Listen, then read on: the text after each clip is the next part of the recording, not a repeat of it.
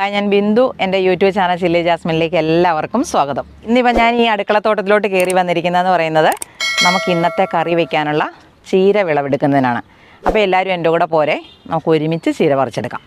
അപ്പോൾ എനിക്ക് വിളവെടുക്കാറായിട്ട് നിൽക്കുന്ന ചീരകളെന്ന് പറയുന്നത് ഈ ഒരു ബോക്സിനകത്തുണ്ട്. പിന്നെ ഇവിടെ കുറച്ച് ഒരു ലൈനായിട്ടുണ്ട്, അവിടെ കുറച്ചുണ്ട്, പിന്നെ നിൽക്കുന്നുണ്ടോ അത് അതിൻ്റെ അപ്പുറത്ത്. ഇത്രയും ചീരകളാണ് നമുക്കിവിടെ ഉള്ളത്. അപ്പോൾ ഇത് കൂടാതെ നമുക്ക് അവിടെ ഇവിടെയൊക്കെ ചെറുതായിട്ട് ഒന്നും രണ്ടുമൊക്കെ തന്നെ കിളിർത്ത് വരുന്നത് ഇത് കണ്ടോ, ഇതുപോലെയൊക്കെയുള്ള ചീരകളും നമുക്കിവിടെ ഉണ്ട്. അപ്പോൾ നമുക്ക് ഇതിനകത്തുനിന്ന് ചീര മുറിച്ചെടുക്കണേ. ഈ പാത്രത്തിനകത്ത് നമ്മൾ ശ്രദ്ധിക്കുവാണെങ്കിൽ നിൽക്കുന്നുണ്ടോ, ഇതൊരു വെറൈറ്റി ചീരയാണേ. തണ്ട് ചുവപ്പും ഇല പച്ചനിറവും കണ്ടോ. ഇത് വേറൊരു ഇനമാണേ. തണ്ടിനൊരു കുറച്ചും കൂടെ ഡാർക്ക് പിങ്ക് കളറാണ്, ഇല ഒരു ചുവപ്പ് ചേർന്ന കളറാണ്. ഇത് തണ്ടിന് നല്ല ലൈറ്റ് പിങ്കാണ്, ഇലകൾ പച്ചയാണ്. അപ്പോൾ ഇതെല്ലാം 3 തരത്തിലുള്ള സുന്ദരി ചീരകളാണേ. നമുക്ക് ഈ ചീരകൾ മുറിച്ചെടുക്കുന്ന അവസരത്തിൽ എങ്ങനെയാണ് ചെയ്യുന്നതെന്നറിയോ? ഇപ്പം നമ്മൾ ചീര മുറിച്ചെടുക്കണമെങ്കിൽ ഇത് കണ്ടോ, ഇതിൻ്റെ ഏറ്റവും താഴത്തെ ഇല കണ്ടോ, അതിൻ്റെ മുകളിലുണ്ട് ഇങ്ങനെ 2-3 സെറ്റ് ഇലയുണ്ട്. അപ്പോൾ നമ്മൾ ഏറ്റവും താഴെ വെച്ചാൽ മുറിക്കുന്നതെങ്കിൽ സാധാരണ ആ ചീര ഉണങ്ങിപ്പോകാനോ അഴുകിപ്പോകാനോ ഉള്ള സാധ്യതയാണ് കൂടുതൽ. അപ്പോൾ നമ്മൾ ചീര മുറിച്ചെടുക്കുന്ന അവസരത്തിൽ ഇങ്ങനെ 1, 2, 3 ഒക്കെ ഇലകൾ മുകളിൽ വെച്ചിട്ട് മുറിച്ചെടുക്കണം. കണ്ടോ, സുന്ദരി ചീരയുടെ പ്രത്യേകത എന്ന് പറഞ്ഞാൽ കണ്ടോ, ഇഷ്ടം പോലെ ഇതുപോലെ ശിഖരങ്ങൾ വരുന്ന ഒരിനം ചീരയാണ്. അപ്പം നമുക്ക് 1-2 എണ്ണം ഇതുപോലെ മുറിച്ചെടുക്കാവേ. കണ്ടോ, പിന്നെ ഈ ചീരയൊക്കെ കണ്ടോ പൂവിട്ട് തുടങ്ങിയിട്ടുണ്ട്. പൂവിട്ട് തുടങ്ങിയെന്ന് വെച്ചാൽ നമുക്കിപ്പോൾ കഴിക്കാനാണെങ്കിൽ അല്ലെങ്കിൽ വിൽക്കാനാണെങ്കിൽ പോലും ഇത് മുറിച്ച് കളഞ്ഞിട്ട് എടുത്താൽ മതി. ഈ ചീര ഇങ്ങനെ പൂവിടുന്നതിനുള്ള കാരണം എന്ന് പറഞ്ഞാൽ ഏപ്രിൽ മെയ് മാസങ്ങളെന്ന് പറഞ്ഞാൽ ചീര പൂവിടുന്നൊരു സമയമാണ്. അതുകൊണ്ടാണിത് പെട്ടെന്ന് പൂവിടാനുള്ള കാരണം. അപ്പോൾ നമുക്ക് ഇതൊന്ന് ഇതുപോലെ മുറിച്ചെടുക്കാം. ഇങ്ങനെ നമ്മൾ ചീരകൾ മുറിച്ചെടുത്താൽ കണ്ടത് ഇവിടം വരെ. അപ്പം നമുക്കിത് അത്യാവശ്യത്തിനുള്ള ചീര ആയി കഴിഞ്ഞിട്ടുണ്ട്. ഇപ്പോൾ ചീര നമ്മളിതുപോലെ വിളവെടുത്ത് കഴിഞ്ഞാൽ ഉടനെ ഉണ്ടല്ലോ എന്തെങ്കിലും വളം, അതിപ്പോൾ ചാണകപ്പൊടിയോ അല്ലെങ്കിൽ ഏതെങ്കിലും ഇനം കമ്പോസ്റ്റോ അല്ലെങ്കിൽ ഫിഷ് അമിനോ ആസിഡോ അങ്ങനെ എന്തെങ്കിലും വളം നമ്മളിത് മുറിച്ചെടുത്താൽ ഉടനെ കൊടുക്കണം. ഞാൻ ഇതിനകത്തേക്ക് കൊടുക്കുന്നത് ഇത് വെർമി കമ്പോസ്റ്റാണേ. അപ്പോൾ കുറച്ച് വെർമി കമ്പോസ്റ്റ് നമ്മളിങ്ങനെ ഇട്ട് കൊടുത്താൽ മതി. ഉണ്ടോ, ഇതുപോലെ അങ്ങ് ഇട്ട് കൊടുത്താൽ മതി. ഇതിനകത്തിപ്പം ഞാൻ ചീരത്തൈ ഉണ്ടല്ലോ പറിച്ചുകൊണ്ട് വന്നിട്ട് നട്ട് പിടിപ്പിച്ചതാണേ. അത് നട്ടുപിടിപ്പിച്ച് വെള്ളം കൊടുത്ത അവസരത്തിൽ തന്നെ കിളുത്ത ഇതുണ്ടോ, ഇത് പടവലത്തിൻ്റെ ഒരു തൈയാണ്. അപ്പം ഞാനൊരു വള്ളി കെട്ടിക്കൊടുത്തു. അപ്പോൾ ഇതുപോലത്തെ പടരുന്ന ചെടികളെല്ലാം തന്നെ നമ്മൾ ഇതുപോലൊന്ന് സപ്പോർട്ട് ചെയ്ത് കൊടുക്കണം. വള്ളിയോ കമ്പോ അങ്ങനെ എന്തെങ്കിലും വെച്ചിട്ട് അതിൽ കൂടെ ഒന്ന് പടർത്തി വിട്ടാൽ മതി, അവരങ്ങനെ അങ്ങ് കയറിപ്പോവും. അങ്ങനെ നിൽക്കുന്നതുണ്ടോ, പാവലായാലും ഇത് കണ്ടോ 2 കായ ഉണ്ടായിട്ടുണ്ട്. നമുക്കതിനെ കൂടിനകത്തോ അല്ലെ പേപ്പറിനകത്തോ ഇട്ട് വെക്കണം, അല്ലെ നമുക്ക് കായ്ച്ച ഇതൊന്നും തരത്തില്ല. ഇനി ഇവിടെ കുറച്ച് ചീരകളുണ്ട്. അപ്പോൾ നമുക്ക് അതിനെ കൂടി ഒന്ന് മുറിച്ചെടുക്കാം. കുറച്ചെണ്ണങ്ങൾ കണ്ടോ ഇതുപോലെ. ഇപ്പം നമ്മളിതങ്ങ് മുറിച്ചെടുക്കുവാണെങ്കിൽ അതിന് ശിഖരം പൊട്ടിനി നല്ലോണം കിളുത്ത് വന്നോളും. അപ്പം നമുക്ക് ഇടയ്ക്കിടയ്ക്ക് ഒരു തോരൻ വെക്കാനൊക്കെ ഉള്ളത് കിട്ടുകയും ചെയ്യും. ഇപ്പോൾ കണ്ടമാനം ഇവരെ വളരാൻ അനുവദിക്കുന്നതിനേക്കാൾ നല്ലത് ഇടയ്ക്കിടയ്ക്ക് ഇങ്ങനെ മുറിച്ചെടുക്കുന്നതാണ്. അപ്പം ഇത് പൂത്തിട്ടുണ്ട് കണ്ടോ. അപ്പോൾ കുറച്ചെണ്ണം താഴെ വെച്ചിട്ട് നമ്മൾ മുറിച്ച് കളയുവാണെങ്കിൽ അതിൻ്റെ അടിയിൽ നിന്ന് വേറെ ശിഖരങ്ങൾ ഉണ്ടായിക്കോളും. ഇത് കണ്ടോ, ഇത് ചുമലത്തണ്ടുള്ള വള്ളിച്ചീരയാണേ. കണ്ടോ, പക്ഷേ അങ്ങ് കണ്ടമാനം പടരും. അപ്പോൾ അത് നിർത്തണോ വേണ്ടയോ എന്ന് നമ്മൾ ആലോചിക്കണം ശരിക്കും പറഞ്ഞാൽ. ഇത് കണ്ടോ, ഇത് നമ്മുടെ മയിൽപ്പീലി ചീരയാണ്. ഇത് പച്ചച്ചീരയാണ്. ഏറ്റവും കൂടുതൽ വളർത്തേണ്ടതെന്ന് പറയുന്നത് പച്ചച്ചീരയാണ്. കാരണം കീടശല്യങ്ങൾ കുറവാണ്, മഴ വന്നാൽ കുഴപ്പമില്ല. ചോലച്ചീരയാണെങ്കിൽ നമ്മൾ ഈ മഴ വരുന്ന അവസരത്തിലൊക്കെ പുള്ളിക്കുത്ത് രോഗങ്ങളൊക്കെ കൂടുതലായിരിക്കും. അപ്പം ഇതും കൂടെ ഞാൻ മുറിച്ചെടുക്കുക. അപ്പോൾ ഇതിനൊക്കെ ശിഖരങ്ങൾ പൊട്ടി വളരട്ടെ. ഇത് വേറൊരിനം ചീരയാണേ, പക്ഷെ നല്ല രുചിയൊക്കെ ഉള്ളതാണ്. അപ്പോൾ ഇതിൻ്റെ വിത്ത് ഞാൻ പലപ്പോഴും ഇത് പറിച്ചൊക്കെ കളഞ്ഞുകൊണ്ടിരുന്നത്, പക്ഷേ ഇതിനിപ്പോൾ നിൽക്കുന്നത് നല്ലതാണ്. ഒത്തിരി വലുതാകുന്നതിന് മുന്നേ നമ്മളതിൻ്റെ ആ വിത്ത് അങ്ങോട്ട് വീഴട്ടെ. ഈ ചീര കണ്ടോ, ഇതുപോലെ നമ്മൾ കുറേ പ്രാവശ്യം വിളവെടുത്തതാണേ.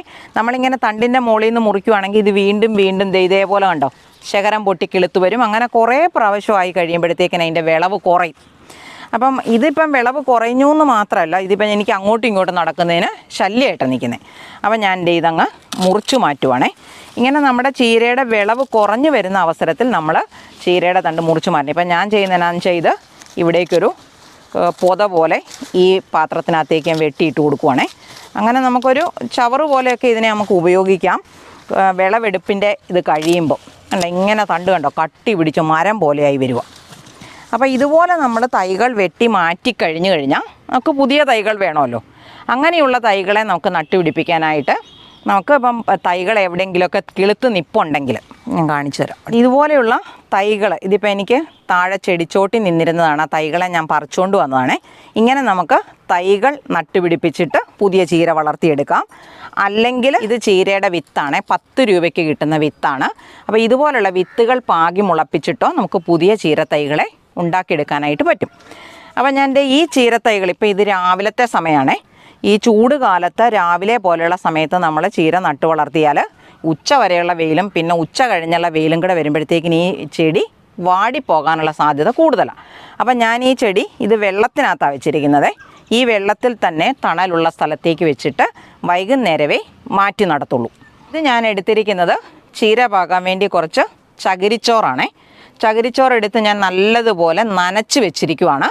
അപ്പോൾ ഞാൻ ഇതിൻ്റെ ചകിരിച്ചോറൊന്ന് പതുക്കെ ഒന്ന് ഇളക്കി കൊടുത്തിട്ട് ഈ ചീരവിത്ത്, അപ്പോൾ ഈ ചീരവിത്ത് എന്ന് പറഞ്ഞാൽ ഇതിനകത്ത് കുറേ അധികം വിത്തുണ്ട്. 10 രൂപയുടെ പാക്കറ്റാണെന്ന് പറഞ്ഞിട്ട് കാര്യമില്ല. അതിനകത്തുനിന്ന് ഇതേ വളരെ കുറച്ച് എണ്ണമാണ് ഞാൻ എടുത്തിരിക്കുന്നത്. അത് ഞാൻ ഇതിനകത്തേക്ക് അവിടെ ഇവിടെയൊക്കെ ആയിട്ട് പാകി കൊടുക്കും. ഒരു ശകലം കൂടി ഇട്ടേക്കാം, കൂടുതൽ ഇടണ്ട. ഇതിനകത്ത് ബാക്കി കണ്ടോ ഇത്രയും വിത്തുകൾ മിച്ചമുണ്ട്. കുറച്ച് വിത്തുകളാണ് ഞാൻ ഇതിനകത്തേക്ക് ഇട്ട് കൊടുത്തിരിക്കുന്നത്. ഇനി ഞാൻ ചെയ്യുന്നതെന്ന് പറഞ്ഞാൽ ചീരയുടെ വിത്തുകൾ വളരെ കനം കുറഞ്ഞതാണല്ലോ.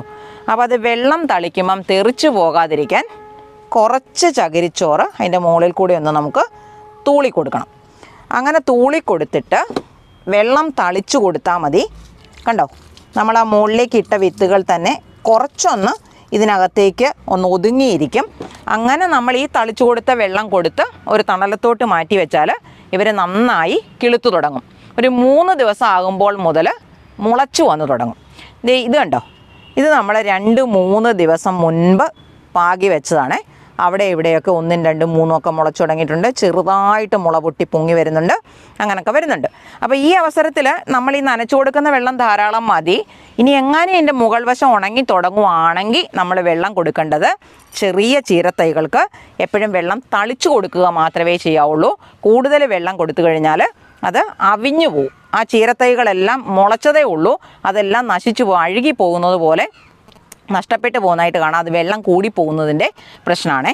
പിന്നെ പല ആൾക്കാരും പരാതി പറയാറുണ്ട്, നമ്മൾ ഈ ചീരവിത്ത് ഇങ്ങനെ പാകി വെച്ചിട്ട് അവർ മുളച്ചു വരുന്നില്ല, അത് ചീരവിത്ത് മോശമായതുകൊണ്ടാണ് അങ്ങനെയൊക്കെ പറഞ്ഞ് ചീരവിത്ത് നമുക്ക് പാക്ക് ചെയ്ത് തന്നവരെയും കടക്കാരനെയും ഒക്കെ നമ്മൾ ചീത്ത പറയാറുണ്ട്, ഇത് കിളുത്തില്ല എന്ന് പറഞ്ഞുകൊണ്ട്.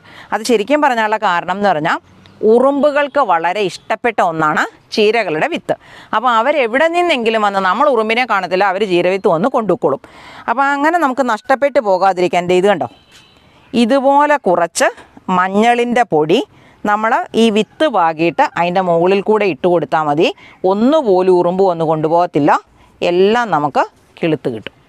ചീരകൾക്ക് കാര്യമായ രോഗങ്ങളൊന്നും വരുന്ന ഒരു പച്ചക്കറി ഇനമല്ല. അപ്പോൾ ഈ ചീരകൾ ഇങ്ങനെ നട്ടുപിടിപ്പിച്ച് വളർന്നു തുടങ്ങിയാൽ നമ്മൾ ഇടയ്ക്കിടയ്ക്ക് ഇതുപോലെ കുറച്ച് മഞ്ഞളിൻ്റെ പൊടിയെടുത്ത് കുറച്ച് വെള്ളത്തിലേക്ക് കലക്കി ചീരകളുടെ മുകളിൽ കൂടെ തളിച്ചു കൊടുക്കണം. അത്രയും മാത്രം ചെയ്താൽ മതി, കാര്യമായ കീടശല്യം ഒന്നും ഇല്ലാതിരിക്കും. പിന്നെ നമുക്ക് ചെയ്യാൻ പറ്റുമെങ്കിൽ നമുക്ക് കിട്ടാനുണ്ടെങ്കിൽ കുറച്ച് പാൽക്കായം കൂടെ ഈ മഞ്ഞൾ കലക്കുന്ന വെള്ളം, ഇതിപ്പം ഞാൻ വെള്ളത്തിനകത്തേക്ക് വെറുതെ മഞ്ഞളാണ് കലക്കിയിരിക്കുന്നത്, ഇങ്ങനെ മഞ്ഞൾ കലക്കിയിട്ട് അതിൻ്റെ കൂടെ ശകലം പാൽക്കായം കൂടെ ചേർത്ത് ഇലകളിൽ തളിച്ചു കൊടുക്കുകയാണെങ്കിൽ ഒത്തിരി നല്ലതാണ്. കാര്യമായ ഇലപ്പുള്ളി രോഗമോ അതുപോലെ പുഴുവിൻ്റെ ശല്യമോ ഒന്നും വരാതിരിക്കും അങ്ങനെ നമ്മൾ ചെയ്തു കൊടുത്താൽ. നമ്മുടെ വീഡിയോ അവസാനിപ്പിക്കുന്നതിന് മുന്നേ നമുക്ക് കുറച്ച് വിളവെടുക്കുകയും കൂടെ ചെയ്യാം. അപ്പം ദേ ഈ വെണ്ടയ്ക്ക നമുക്ക് അങ്ങോട്ട് മുറിച്ചെടുത്തേക്കാം. ഇനി കണ്ടമാനം നിന്ന് മൂത്ത് പോകാതിരിക്കട്ടെ. നമുക്കിനി എല്ലാ ദിവസവും തന്നെ എന്തെങ്കിലുമൊക്കെ ഉള്ളത്, ഇത് വിളവെടുക്കാതിരുന്നാൽ ഇതിവിടെ നിന്നിട്ട് വിളഞ്ഞു പോകും. ഈ വെണ്ടയ്ക്കയും കൂടെ വിളവെടുത്തേക്കാം. അപ്പോൾ ഇത് തീരെ കുഞ്ഞാണ്. അപ്പോൾ അത് ഇവിടെ ഒരു വെണ്ടയ്ക്കയുണ്ട്, കണ്ടോ, ഇത് ആദ്യം ഇതേ കായ്ച്ചതാണ്. ഇപ്പം ചെറിയ മുകളിലോട്ട് പൂക്കളൊക്കെ ആയി വരുന്നതേ ഉള്ളൂ. ഇത് പൈനാപ്പിളാണേ. മരപ്പട്ടിയുടെ ശല്യം ഇവിടെ കൂടുതലാണ്, അതുകൊണ്ട് ഞാൻ ഇത് ഇട്ടിങ്ങനെ കവറിട്ട് കെട്ടി വെച്ചതാണ്. ഇന്നെങ്കിലും നമ്മളെടുത്തില്ല. ഈ കൈതയ്ക്കാണെങ്കിൽ ഇത് നല്ല മുള്ളുള്ള നമ്മുടെ പഴയ സാധാരണ കൈതയാണേ. അപ്പം കണ്ടോ നല്ല പഴുത്ത് പാകമായിട്ട് നിൽക്കുക കണ്ടോ. ഇനി ഇവനെ ഇവിടെ നിർത്തിക്കൊണ്ടിരുന്നതിന് നല്ല മണമാണേ. അത് അവൻ വന്നിട്ട് കൊണ്ടുപോകും. ഇച്ചിരി കൂടെ പഴുക്കാനൊക്കെ ഉണ്ട് കേട്ടോ. പഴുത്ത് തുടങ്ങിയതേ ഉള്ളൂ ശരിക്കും പറഞ്ഞു. അപ്പോൾ അത് ഇതിവിടെ വഴിയിലോട്ട് തടഞ്ഞു നിന്നപ്പോൾ ഞാനിവിടെ കെട്ടി വെച്ചാണ്. എൻ്റെ ഇതിനു മുമ്പുള്ള വീഡിയോകൾ കണ്ടിട്ടുള്ളവർക്കറിയാം, നമ്മളിതിനെ ഉടക്കി കെട്ടുന്നതൊക്കെ നമ്മൾ കാണിച്ചിരുന്നതാണേ. അപ്പോൾ ഞാനിത് അഴിച്ചു എടുത്തിട്ട്, അല്ലെങ്കിൽ ഇതിൻ്റെ ഈ മോൾ വശം ഉണ്ടല്ലോ, ഇതിങ്ങനെ അങ്ങ് ഒടിച്ച് കളഞ്ഞാൽ മതി. ഇങ്ങനെ കൊടുക്കാം കണ്ടോ. അങ്ങനെ സൂപ്പർ മണമാണ്. എടുക്കാം ബാ. ഇതേ പൊട്ടുവെള്ളരിയുടെ ഒരു ചെറുതാണേ. ഇതും കൂടെ ഞാൻ എടുക്കുക. കണ്ട നല്ല വെളുത്ത നിറത്തിലേക്ക് വരിക എന്ന് പറഞ്ഞാൽ പൊട്ടുവെള്ളരി നല്ല പാകമായിട്ട് വിളഞ്ഞിട്ടുണ്ടെന്ന് മനസ്സിലാക്കേണ്ടത്. ചെറുതാണ് ഇത്, പക്ഷേ എന്നാലും നമുക്കൊരു ജ്യൂസ് അടിക്കാനുള്ളത് കിട്ടും. ഇതേപോലെ ഇവിടെ 1-2 പയറൊക്കെ ഉണ്ടായി കിടപ്പുണ്ട്. അതും കൂടെ നമുക്ക് പറിച്ചെടുക്കാം. ഇവിടെ 2-3 ഇതൊക്കെ നമുക്ക് ഈ ചെറിയ പയറാണേ. ഇത് കണ്ടോ, ഇതുപോലെ കുഞ്ഞു വെള്ളരിക്കയായി ഈ ഒരു പാകത്തിലെത്തുമ്പോൾ, അല്ലെങ്കിൽ ഇതിന് കുറച്ചും കൂടെ മുമ്പിൽ വേണമെങ്കിലും ചെയ്യാവേ. അപ്പോൾ നമ്മളിത് ഇതുപോലൊരു കവറിനകത്തോട്ടാക്കി കെട്ടിയിട്ടേക്കണം. അപ്പോൾ പിന്നെ കീടങ്ങളുടെ ശല്യം ഇല്ലാതെ, കായീച്ചയുടെ ശല്യമാണ് ഏറ്റവും കൂടുതൽ. അപ്പോൾ അങ്ങനെ ഇട്ടിരിക്കുന്നത് ഇത് കണ്ടോ. ഈ കവറിനകത്തോലാവൻ പുറത്തിറങ്ങി വരാറായി കണ്ടോ. ഇതുപോലെ ഇവിടം തൊട്ട് ഇവിടം വരെ നീളമുണ്ട്. നല്ലൊരു വെള്ളരിക്കയാണത്. ഇപ്പം നമ്മുടെ തോട്ടത്തിൽ വഴുതനങ്ങ, വെള്ളരിക്ക, വെണ്ടയ്ക്ക, അതുപോലെ തണ്ണിമത്തൻ, അങ്ങനെ പല സാധനങ്ങളുണ്ടായിട്ടുണ്ട്. അപ്പോൾ തന്നെ കായീച്ചയുടെ ശല്യം വളരെ കൂടുതലായിരിക്കും. അപ്പോൾ കായീച്ചയുടെ ശല്യം ഇല്ലാതാക്കാനായിട്ട് ഇതൊരു ഫെറമോൺ ട്രാപ്പാണേ. അപ്പം ഫെറമോൺ ട്രാപ്പിനകത്ത് ഇതുപോലെ പാത്രം മാത്രം പോരാ, വെക്കാനായിട്ട് ഫെറമോണിൻ്റെ സാധനവും വേണം. അപ്പോൾ അതിങ്ങനെ സെപ്പറേറ്റ് പാക്കറ്റിനകത്താക്കിയാണ് കിട്ടുന്നത്. അപ്പോൾ നമ്മൾ അതെടുത്ത് ഇതിനകത്ത് കൊളുത്തി വെക്കണം. അപ്പോൾ ഇത് ഇതുപോലൊരു കട്ടയായിട്ടാണ് കിട്ടുന്നത് കേട്ടോ. അത് കൊളുത്തി വെക്കാനായിട്ട് ചെറിയൊരു ഹോള് അവരിതേ കൊടുത്തിട്ടുണ്ട്. അപ്പോൾ അത് ഹോള് കൊടുക്കുന്നത് ഇത് കണ്ടോ, ഈ ട്രാപ്പ് സെറ്റ് ചെയ്യാനുള്ളൊരു സ്ഥലമാണ് ഇത് കണ്ടോ. അതിനകത്തേക്ക് നമ്മൾ കയറ്റി വെച്ചിട്ട് അതിനകത്ത് ആ ഹോളിലേക്ക് ഇതിനെ ചേർത്തത് കണ്ടോ, ഇങ്ങനെ ഇരുന്നോളൂ. ഇത് കഴിയുമ്പോൾ നമ്മളിത് ഈ പാത്രത്തിനകത്ത് കുറച്ച് വെള്ളം എടുക്കണേ. കണ്ടോ, ഇതുപോലെ കുറച്ച് വെള്ളം. ആ വെള്ളത്തിലേക്ക് നമുക്കൊരു സാധനം കൂടെ ചേർക്കാവേ.